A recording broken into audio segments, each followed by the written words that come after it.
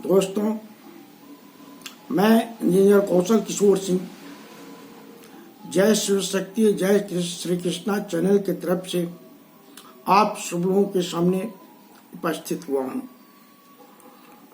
सबसे पहले मैं जय शिव शक्ति जय श्री कृष्णा चैनल की तरफ से आप सब लोगों को नमस्कार कर रहा हूँ, अभिवादन कर रहा हूँ। आशा करता हूँ आप लोग हमारे नमस्कार और अभिवादन को जरूर स्वीकार किए होंगे। जय शिव शक्ति जय श्री कृष्णा के तरफ से ये तीसरी वीडियो है। इस वीडियो में मैं हिंदू धर्म और सनातन धर्म में देवताओं की संख्या का समुचित विश्लेषण करूंगा।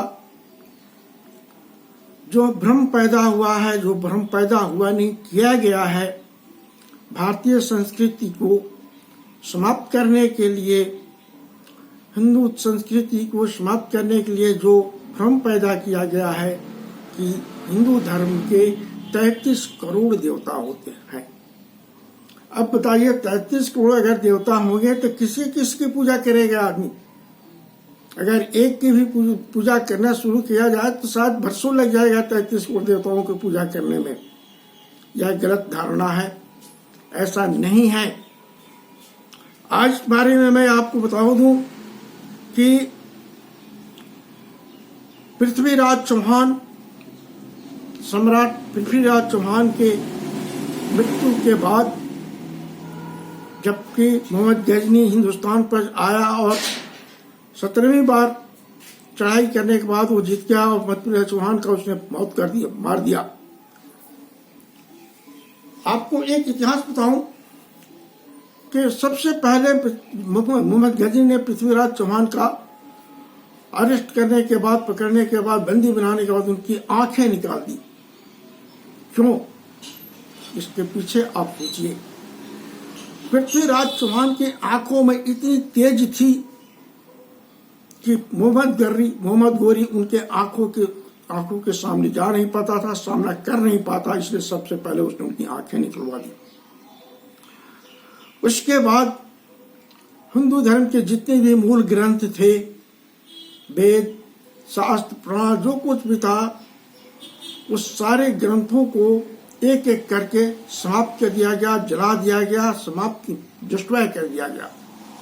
इसलिए कि असलियत जो है सनातन धर्म का लोगों से छुप जाए और लोगों को भ्रमित किया जा सके। ये इसलिए किया गया और ये प्रचार किया गया कि हिंदू धर्म में 33 करोड़ देवता है।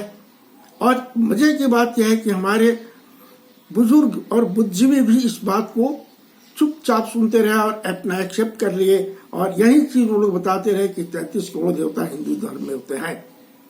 जिसके चलते एक बहुसंख्यक समुदाय, हिंदुओं का एक बहुत बड़ा समुदाय, इससे घबरा कर कि 33 करोड़ देवता की पूजा कैसे की जाएगी, उन लोगों ने अपने धर्म से प्लान कर लिया। ये गलत बात है। 33 करोड़ नहीं, कितने देवता है, मैं उसका उचित विश्लेषण आपके सामने कर रहा हूं। संस्कृत में कोट को हर्षिकार, ये होता है कोट। कोट का मतलब होता है प्रकार, और एक है कि कोटि दीर्घिकार, कोटि, उसका मतलब होता है करोड़। तो हिंदू धर्म में 33 कोटि देवता होते हैं, यानी 33 तरह के देवता होते हैं, न कि 33 करोड़ देवता होते हैं।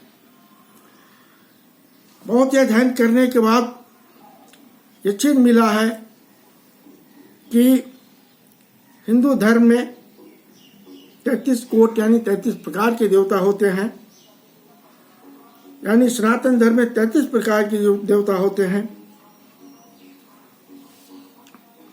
इसके पीछे एक राजनीति यह भी है कि हिंदुओं के सत्ता को समाप्त करने के लिए जो यह प्रचार किया गया, उस समय के शासनाध्यक्षों के डर से, भय से, जो हिंदू बुद्धिजीवी थे उन लोगों ने इस चीज को एक्सेप्ट कर लिया और एक्सेप्ट करके लोगों में भी फैलाना शुरू किया। और आज भी हमारे बहुत से पढ़े लिखे व्यक्ति, पंडित, आचार्य और विद्वान, अपने आप को विद्वान कहने वाले 33 कोट यानी 33 करोड़ देवता का समर्थन करते हैं, जो कि सरासर गलत है। मुझे नहीं लगता कि सही है। आपको बताऊं कि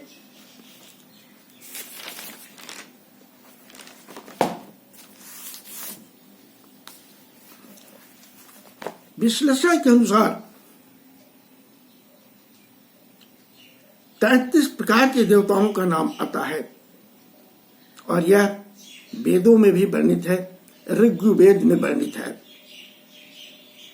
जिनके आधार पर सनातन धर्म और हिंदू धर्म की आधारशिला रखी गई है। वो 33 तरह के देवता कौन है, जरा ध्यान दीजिए। मैं बोल रहा हूं उनका नाम। पहला 8 वसु, दूसरा 11 रुद्र, तीसरा 12 आदित्य, चौथा 2 अश्विनी। कितने हुए? 8 + 11 + 12 + 2 33। यही 33 देवता हिंदू धर्म के हैं और इन्हीं देवताओं के ऊपर ही हिंदू धर्म और सनातन धर्म की आधारशिला रखी गई है और इन्हीं के सिद्धांत के अनुसार से ये आगे बढ़ा हुआ है। 33 कोटि नहीं। अब रहा कि फिर भी 33 कोटि यानी 33 तरह के देवताओं की भी पूजा अगर एक दिन की जाए तो पूरा दिन का समय लग जाएगा, जो संभव नहीं है हर व्यक्ति के लिए। इसकी भी व्यवस्था हिंदू धर्म में, सनातन धर्म में किया गया है। मैं उसके बारे में एक ब्रीफ डिस्क्रिप्शन दे रहा हूं। सबसे पहले जो मैं आपको बताऊंगा वह है 8 वसु। 8 वसु कौन है और वसु शब्द का अर्थ क्या होता है? वसु का अर्थ होता है बसने वाला, यानी वास करने वाला। दूसरे शब्द में यह भी है कि धरती को यानी जमीन को वसुंधरा कहा गया है, यानी बस धरा यानी जमीन पर, पृथ्वी पर वास करने वाले ही लोग वसु कहलाए। यानी इस पृथ्वी के देवता है 8 वसु। अब 8 वसु कौन कौन है? उनके नाम इस प्रकार है। उनके नाम विष्णु पुराण के हिसाब से जो 8 वसु हैं उनका नाम है अप, ध्रुव, सोम, धर, अनिल, अनल, प्रत्यूष एंड प्रभास। एक बार फिर मैं बोलता हूं, अप, ध्रुव, सोम, धर, अनिल, अनल, प्रत्यूष और प्रभास, ये 8 वसु है। अब आपको हम बताएं कि इन 8 वसुओं का काम क्या है। ये 8 वसु में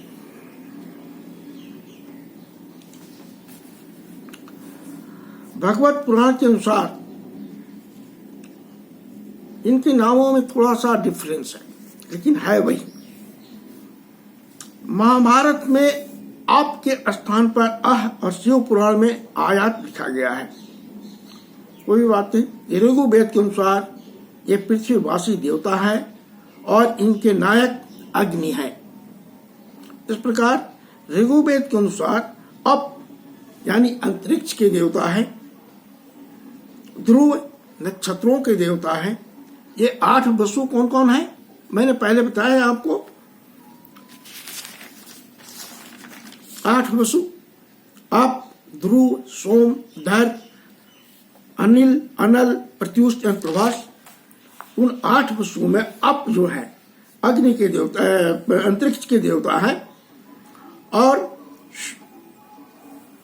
ध्रुव नक्षत्रों के देवता है, सोम चंद्रमास के देवता है, धर यानी धरती के देवता है, अनिल मतलब वायु के देवता है, अनल मतलब अग्नि के देवता है, प्रत्यूष या आदित्य सूर्य के देवता है।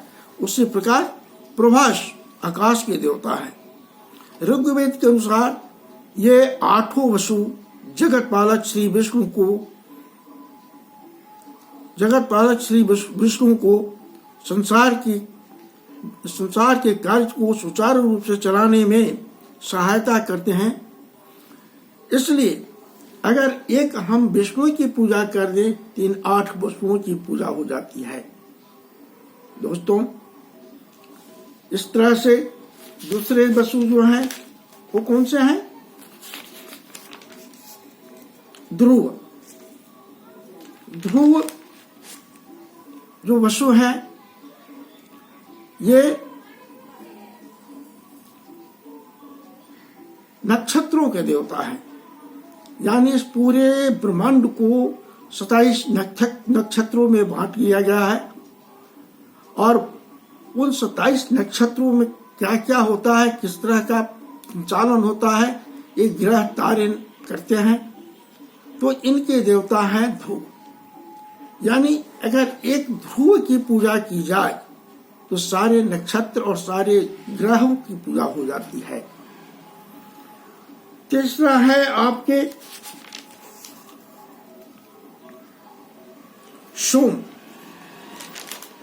सोम देवता है किसके? सोममोस के। चंद्रमास के देवता हैं सोम। ध्यान दीजिए कि सोमवार को दिन ये रखा गया है। सोमवार के दिन ही चंद्रमा का दिन माना जाता है और चंद्रमास मतलब पूर्ण चंद्रमा का जब मास होता है तो उसका संचालन चंद्रमा को इन ग्रह नक्षत्रों के साथ संचालित करने में ये जो सोम नामक जो वसु है ये उनकी सहायता करते हैं। उसके बाद आता है धर नामक जो वसु है, ये धरती के देवता है, पृथ्वी के देवता है, जो पृथ्वी के कार्य को सुचारू रूप से चलाने में भगवान विष्णु की सहायता करते हैं। तीसरी है अनिल। इन अनिल को वायु की देवता कहते हैं। यानी वायु को सुचारू रूप से गति देने के लिए और वायु को शुद्धता के लिए भगवान विष्णु जिस तरह से संसार का संचालन करते हैं, जिस तरह से इस वायु को संचालित करते हैं, उस तरह उसमें ये अनिल नामक वसु जो है भगवान विष्णु को सहायता करते हैं। उसके बाद आते हैं अनल मीन अग्नि देवता जो है। अग्नि अगर नहीं रहे तो हमारे संसार में किसी को खाना भी नहीं मिलेगा, वो खाना पकेगा नहीं, कच्चे खाना खाना पड़ेगा। अग्नि अगर नहीं रहे तो हमारे संसार की बहुत सारी कल कारखाने और फैक्ट्रियां और बहुत सारे उत्पाद चीज नहीं बन पाएंगे। तो अग्नि का स्थान बहुत ही महत्वपूर्ण है। अब अग्निदेव को कंट्रोल कर रहे, अगर अग्निदेव डिसकंट्रोल हो जाए तो पूरे संसार को जला देंगे।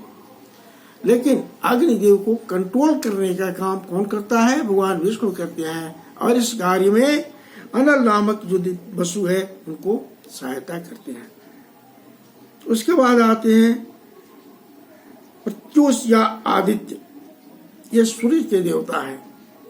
सूर्य इस विश्व का सबसे बड़ा ग्रह है, जिसके चलते सारा विश्व प्रकाशित होता है और सारे विश्व के काम काज बड़े आराम से चलते हैं। अगर इस काम के लिए सूर्य को प्रकाश देने और संसार को संचालित करने के लिए भगवान विष्णु इस प्रत्युष नामक वसु का सहायता लेते हैं। उसके बाद लास्ट में आता है प्रभास का जो प्रभास वसु है वो आकाश के देवता है। यानी आकाश खगोलीय स्थिति को परिस्थिति को नियंत्रित करने और कंट्रोल करने के लिए प्रकृति को उसके अनुसार संचार बनाने के लिए जो भगवान विष्णु को ये करने के लिए जो कार्य भगवान विष्णु को करना पड़ता है, उसमें ये प्रभास नामक वसु भगवान विष्णु को सहायता करते हैं। तो इस प्रकार इन 8 वसुओं की अलग अलग पूजा करने की जरूरत नहीं है। अगर एक हम भगवान विष्णु की पूजा कर दें तो 8 वसुओं की पूजा हो जाती है। अब इसके बाद जो दूसरे देवता हैं